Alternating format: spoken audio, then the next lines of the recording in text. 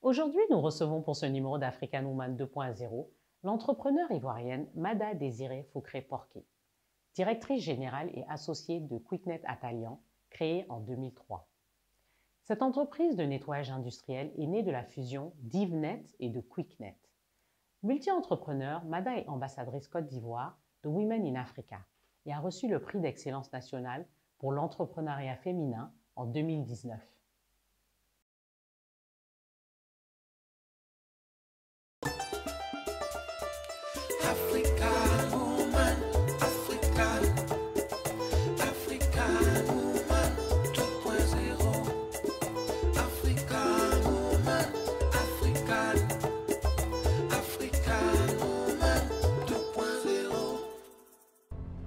Ivoirienne multi-entrepreneur et diplômée en marketing et business international, Mada Désiré Foukré-Porqué débute sa carrière en tant qu'ingénieure commerciale chez Xerox, où elle acquiert les bases de la négociation et la relation commerciale client. En 2003, après son retour en Côte d'Ivoire, elle fonde Ivoire Nettoyage Service, Yvnet, une entreprise spécialisée dans le domaine de l'hygiène, dans le but d'assainir son environnement tout en créant de l'emploi. Aujourd'hui, Yvnet est devenue une multinationale qui opère sous le nom de Quicknet Atalian Global Service.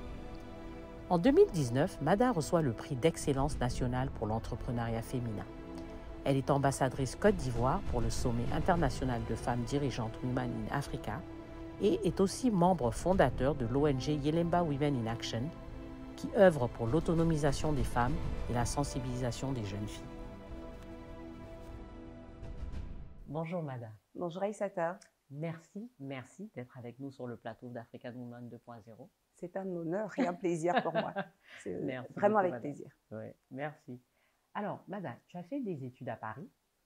Oui. Tu as travaillé aussi pendant 2 ans en tant qu'ingénieur commercial. Absolument. Avant de revenir en Côte d'Ivoire. Pourquoi ce retour? Le retour a été naturel. Je pense que lorsqu'on a la chance d'aller à l'extérieur faire ses études, on est conscient qu'on acquiert un savoir, on acquiert des compétences. J'ai travaillé 2 ans à Paris et puis une série de petites circonstances ont fait que j'ai eu le sentiment que j'allais être plus utile à Abidjan, tout simplement. Je trouvais que j'allais être plus impactante. J'avais envie d'être déjà dans, je ne sais pas si je dois dire l'humanitaire ou le partage, mais donner mes habits à l'armée du salut, je trouvais que c'était tout sauf impactant.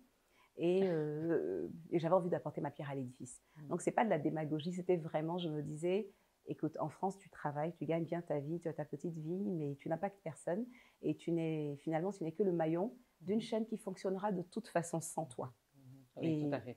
Et la prise de conscience oui, de tout ça a fait que, voilà. Et puis, pour être honnête, la qualité de vie, je pense qu'on est... La vérité commence à sortir. La vérité, quand on commence à être réfractaire au froid et qu'on est conscient que, bon, comment dire, dans son pays, on va passer un peu moins de temps à faire le ménage. On se dit que...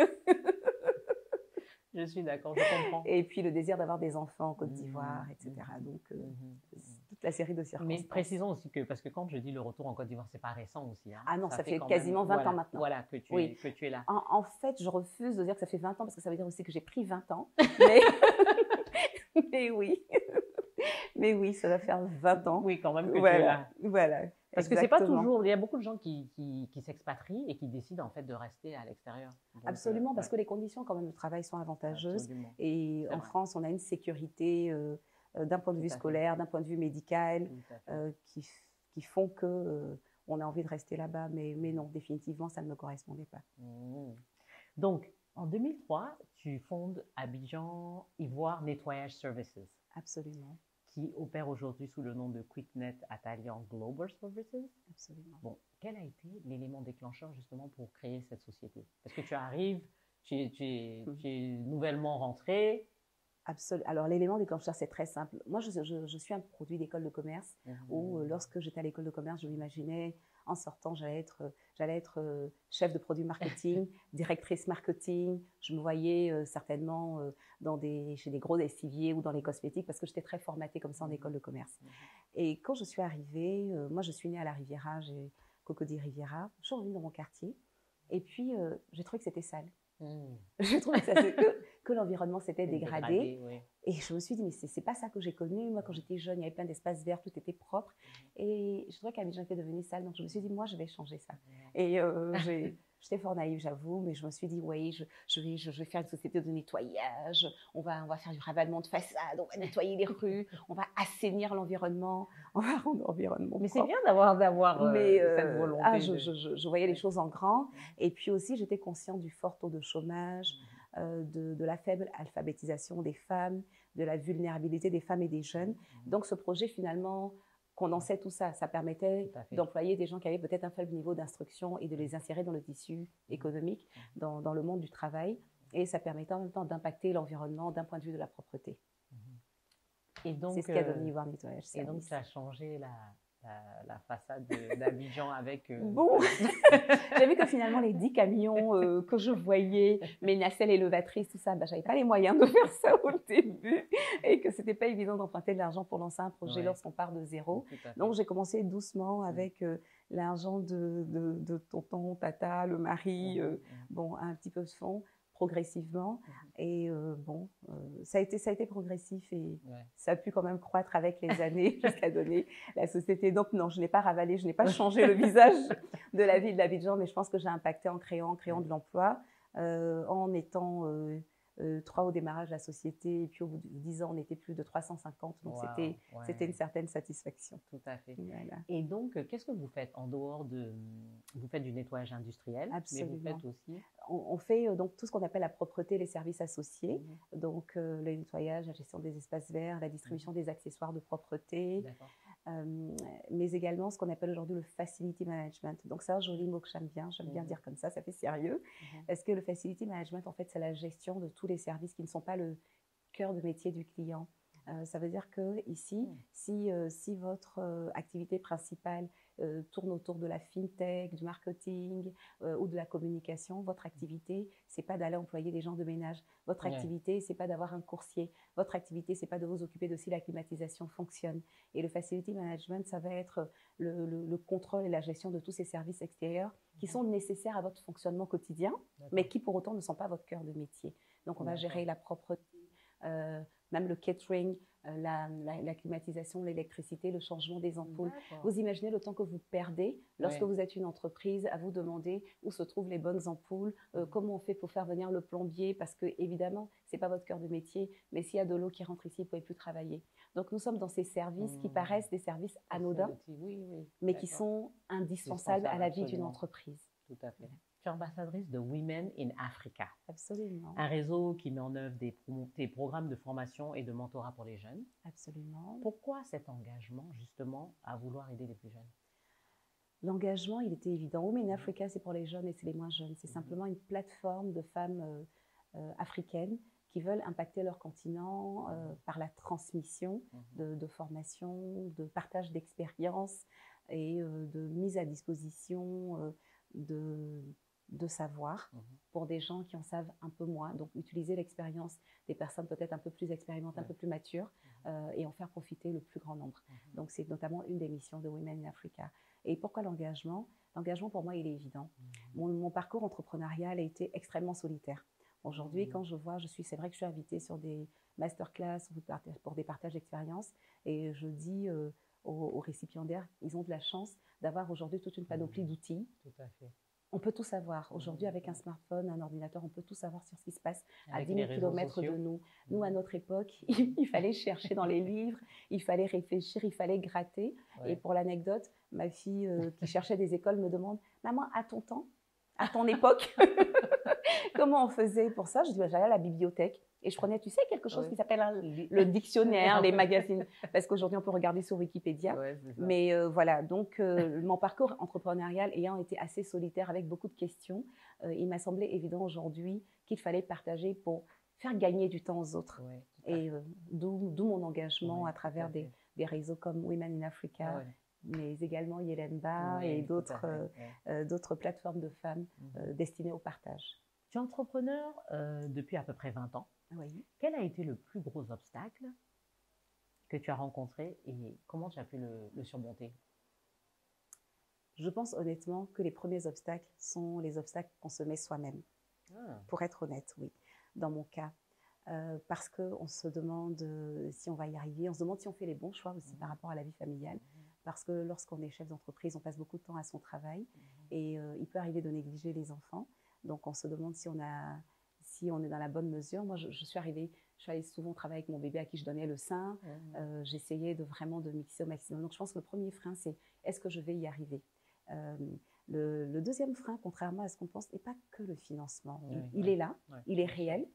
Il est réel, mais moi, je dirais que j'ai dû adapter ma croissance au financement que j'avais, au fonds que j'avais. Et le troisième, qui pour moi est un point clé, c'est l'accès à l'information, et qui est d'ailleurs le deuxième. Parce que lorsqu'on a accès à la bonne information, on est efficace, on sait aller chercher le financement, on sait aller chercher la formation qui va, on sait même aller chercher l'axe de développement qui permet de profiter d'une opportunité de formation ou de financement. Donc, l'accès à l'information, c'est crucial. Donc, j'allais dire que mes principaux obstacles dans le déroulé de ma vie entrepreneuriale, c'est ça.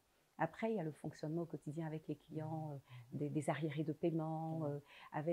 Nous, aujourd'hui, on travaille avec des ouvriers. Donc, lorsque vous avez 95% de masse ouvrière, c'est tous les jours des problèmes avec l'inspection du travail, avec le sérieux des ouvriers, avec l'absentéisme. Donc, je n'appelle pas ça des obstacles, mais j'appelle les difficultés de la gestion quotidienne. Et également au lancement, la perception qu'avaient les gens de ma famille, notamment les gens proches de mon travail.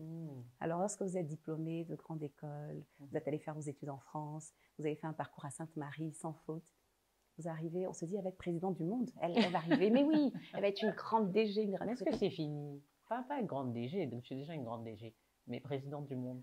Non, c'est vrai, c'est pas fini, mais sauf que, merci, sauf que les gens, ils vous voient ça au début. Et quand vous dites, j'ai créé une petite société de nettoyage, et je me rappelle notamment une tata qui dit, ah, ma fille, papier de blanc que tu as fait, tout cela, tout ce que tu as fait, tu es arrivée ici, c'est pour faire le nettoyage, ah, toi aussi. Là, c'est comme si j'étais désespérée, quoi. Pour elle, c'était le choix du désespoir, alors que non, pas du tout. C'était un choix extrêmement volontaire, et j'étais très contente de ce que je faisais. Et d'ailleurs, quand j'ai eu le prix d'excellence il y a 3 ans, bien entendu, elle m'a appelé quelques mois après pour me dire qu'elle a toujours cru en moi. J'étais convaincue de ta réussite. Qu'elle était convaincue. J'ai évité, comme je suis une fille bien élevée, j'ai évité de lui rappeler qu'elle avait trouvé vraiment désespérant ce choix du nettoyage. Donc oui, donc il y a eu ces petits obstacles-là et des gens qui ne comprenaient pas que je n'aille pas simplement derrière un bureau à être une patronne et que je prenne mon bâton de pèlerin, j'aille frapper aux portes. Voilà, donc la perception aussi a été un peu dure. Oui, la perception. Bon, la perception en Afrique, je pense, parce que quand on parle nettoyage, on voit ça comme un... On dévalorise ce métier. Tout à fait. On dévalorise ce métier. Alors, bon. Mais ça m'a stimulée dans le sens contraire pour en faire un métier valorisé, pour lui donner ses lettres de noblesse. Donc, ça a été plutôt quelque chose que j'ai essayé de contourner. Tout à fait. Mais aujourd'hui, par exemple, l'accès à l'information, ce n'est plus un obstacle réellement. Hein. Quand on veut chercher, on peut. Il faut se renseigner. Moi, je pense que les jeunes, souvent... je trouve que pour avoir une information, c'est devenu trop facile. Oui, même ma fille de 5 ans te dira, on va sur Google. On va sur Google, exactement. Voilà, donc tout est accessible. C'est une question de volonté. Je pense que la volonté est importante. Réellement. Pas tellement d'accès. Voilà. Oui. Je pense que c'est la volonté. Je ne sais pas. Peut-être que moi, je à suis l'époque, à l'accès à l'information était difficile. Oui, et je pense que tu as un certain niveau d'instruction, toi, qui te permet peut-être de développer le bon réflexe pour aller chercher l'information. Tout le monde n'a pas ce même réflexe. Et puis, je pense que tu rencontres souvent des jeunes dans les forums, tout ce qui est séminaire d'entrepreneuriat. Ils pensent tous que c'est le financement et ils restent bloqués là-dessus. Ah, oh, absolument, en disant les banques ne nous prêtent pas, les banques ne nous prêtent pas, etc. Mais peut-être que s'ils avaient accès à la bonne information, déjà, ils sauraient à qui s'adresser pour avoir tel type de financement ou tel autre. Et oui, tu as raison. Il faut aller chercher l'information et aujourd'hui, elle est disponible. Ce qui n'était pas forcément le cas il y a 10 ans. Oui, absolument. Non, il y a 10 ans, c'était... non, il fallait creuser. Ah, il fallait creuser. Et on ne connaissait pas forcément je n'ai pas envie de dire les institutions, mais les mécanismes de fonctionnement, les mécanismes exactement, les types d'accompagnement, on ne les connaissait pas. Voilà. Je pense qu'ils sont accessibles depuis 3-4 ans vraiment, ils sont vulgarisés. Voilà, mais il y a quelques années, c'était compliqué. Tout à fait. Beaucoup de jeunes veulent rentrer dans l'entrepreneuriat. Que penses-tu de cela en tant qu'entrepreneur? C'est une question piège parce que moi, je suis entrepreneur. Donc, si je dis que c'est pas bien, je serai fusillée. Mais en fait, pourquoi je te pose cette question? C'est parce que tout le monde n'a pas vocation justement à être entrepreneur.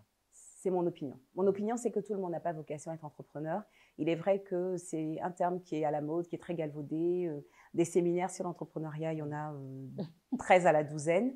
On dit que c'est la seule voie, etc. Pour moi, non, ce n'est pas la seule voie. Je pense qu'on peut avoir de très belles carrières dans l'administration, de très belles carrières dans de grandes industries, de très belles carrières dans de grandes banques, etc. Donc, pour moi, ce n'est pas la seule voie.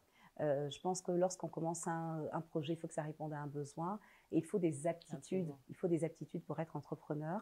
Il faut des aptitudes en termes de gestion, de ressources humaines, de logistique, de management. Il faut beaucoup de rigueur. Et ce n'est pas un secret que 2 entreprises sur 3 avant la 5e année mettent la clé sous la porte. Donc, parfois, c'est parce que le produit n'était pas adapté au marché ou parce que simplement le porteur du projet n'avait pas les aptitudes. Il peut avoir la bonne idée, mais est-ce qu'il a forcément les aptitudes pour être lui, le créateur d'entreprise? Donc, il y a beaucoup de conditions à remplir.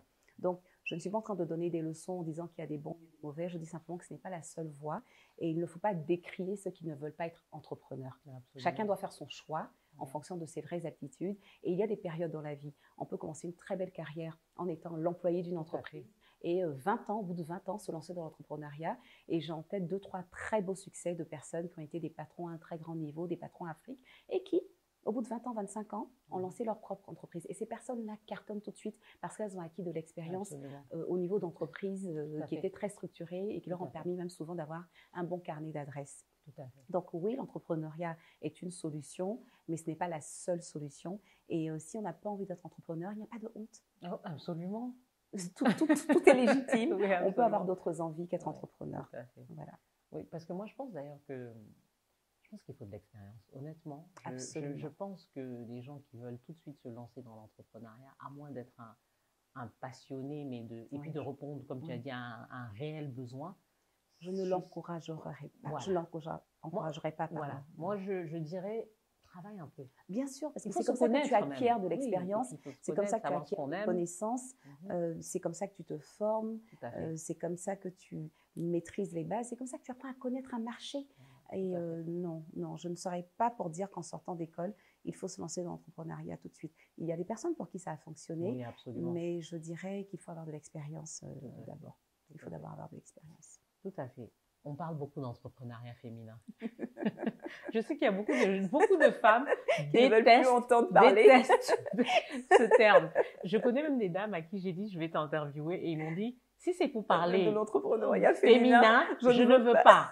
Donc, je les comprends. Bien que j'ai eu le prix d'excellence en entrepreneuriat féminin. Donc, mais c'était il y a peut-être 3 ans. Aujourd'hui, oui, mais en réalité, c'était plutôt. Je pense que si on devait le rebaptiser, ce serait femme chef d'entreprise plutôt qu'entrepreneuriat féminin. Voilà, c'est plutôt comme la précision apportée. Pourquoi ce terme dérange de plus en plus? Je pense que dans notre, je ne dirais pas dire bataille, mais dans notre parcours ou dans notre volonté de ne plus stigmatiser les femmes, on ne veut pas entendre parler d'entrepreneuriat féminin. Il y a un entrepreneur, qu'il soit homme, femme, jeune, il y a un entrepreneur qui fait face à certaines difficultés qui sont les mêmes, quel que soit le genre. Ensuite, il est vrai que nous, en tant que femmes, on va répondre peut-être à d'autres challenges. Le challenge de la vie de famille qui, surtout dans nos sociétés, repose encore beaucoup sur les femmes. Mais je suppose que lorsque vous allez dans des sociétés en Europe du Nord, par exemple, la problématique sera différente. Absolument. Donc, c'est surtout, je pense, dans nos sociétés qu'on fait un focus sur le genre. Si ça nous dérange, c'est parce qu'on ne veut pas être stigmatisé. On veut être considéré comme des femmes chefs d'entreprise capables, qui ont autant d'aptitudes pour gérer une entreprise qu'un homme, tout simplement. Je pense aussi que, cependant, on a quand même des parcours communs, des expériences à partager, des contraintes aussi, parce que les enfants, les grossesses peuvent être des contraintes. C'est une réalité, le poids familial, c'est une réalité. C'est une réalité, donc c'est bien. C'est pour ça aussi que ces réseaux d'entraide de femmes et qui sont des plateformes de discussion sont aussi très importants.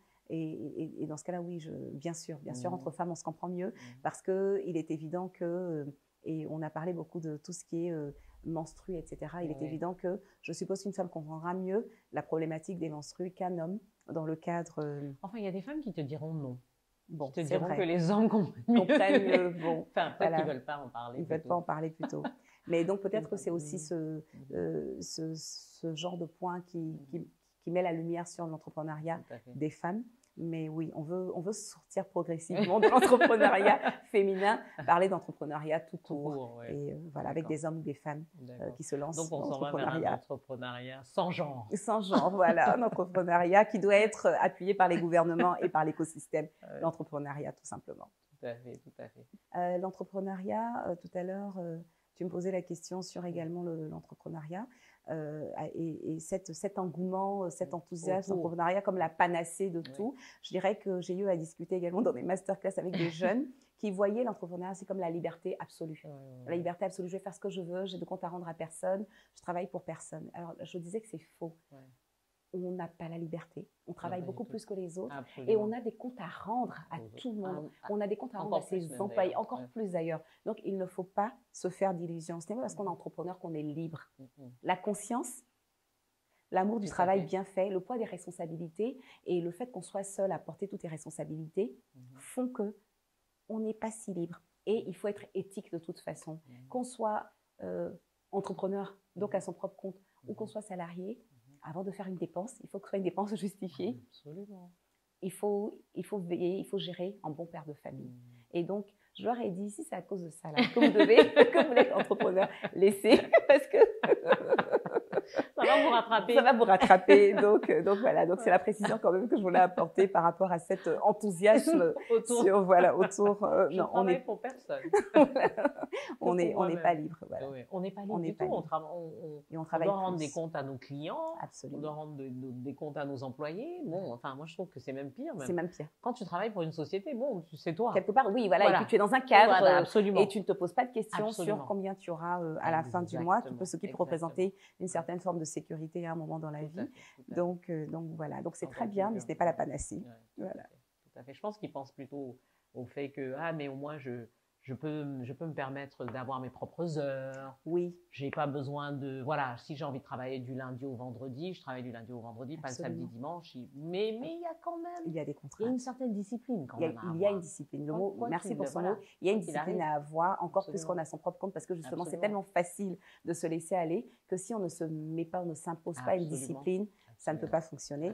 Et moi, j'aime bien à dire que je lead by example. Quand vous êtes chef d'entreprise, et c'est à vous de donner l'exemple. Si parce que vous pensez que vous êtes le patron, vous devez arriver le dernier et partir le premier, non. C'est définitivement pas l'exemple que vous devez donner à une équipe qui doit être fédérée autour de vous, que vous devez engager. Donc oui, on peut peut-être manager son emploi du temps, mais il faut faire très attention à l'exemple que l'on donne à l'équipe qu'on veut fédérer autour d'un projet. Tout à fait, tout à fait. Merci beaucoup, Mada. Merci, Aïssata. C'est un plaisir. Plaisir partagé. Bon. Alors, le petit cadeau que j'attendais avec impatience. Et si pour la première fois, tu ne joues pas l'étonné. Oh, un cadeau. Non, j'attendais avec impatience et j'ai décidé que aussi c'est pas assez. Je prends tous les cadeaux qui sont sur toi aussi. Donc, alors, je commence par ce que je sais que tu vas aimer. Ce sont des bijoux. Ah. Ça, je sais. Toujours. Ah oui. Ça, je ne me trompe jamais sur ça. Jamais, merci. Alors, regarde, parce que moi-même, j'ai pas vu, c'est Dean Jewelry. Mais non, c'est pas Dean, c'est Sanou.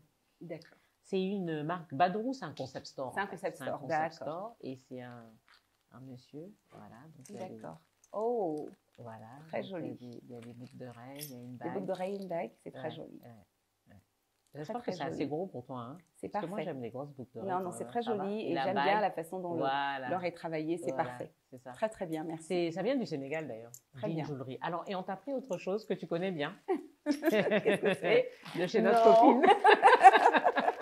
Influence by Sam. Voilà, Influence by Sam. Non, mais je te l'offre parce que c'est toi qui me l'as fait connaître. Absolument. Tu sais. Donc, je lui ai dit, je reçois demain Madame Porquet-Foucré. Donc, il faut absolument qu'on lui offre quelque chose. C'est gentil, merci beaucoup. Voilà, c'est c'est super. une robe. Merci beaucoup. Voilà. Merci, et c'est vrai, au-delà de l'aspect cadeau, c'est l'occasion pour moi de dire merci pour ce que tu fais pour la mise en avant de nos créateurs. Je pense que nous partageons cet amour du Made in Côte d'Ivoire, Made in Africa, mettre en valeur ce qui se fait, et tu le fais bien à travers la fenêtre que tu leur donnes. Donc nous, on est contentes parce qu'on reçoit des cadeaux. Et eux, je pense que cette valorisation, cette fenêtre que tu leur offres est très importante. Donc merci beaucoup, Aïssata. Merci, madame. Merci à toutes et à toutes. À très bientôt pour la prochaine émission d'African Woman 2.0. Et avant de nous quitter, n'oubliez pas de vous abonner à la chaîne YouTube de Afrique Femme. Merci et à bientôt. Africa.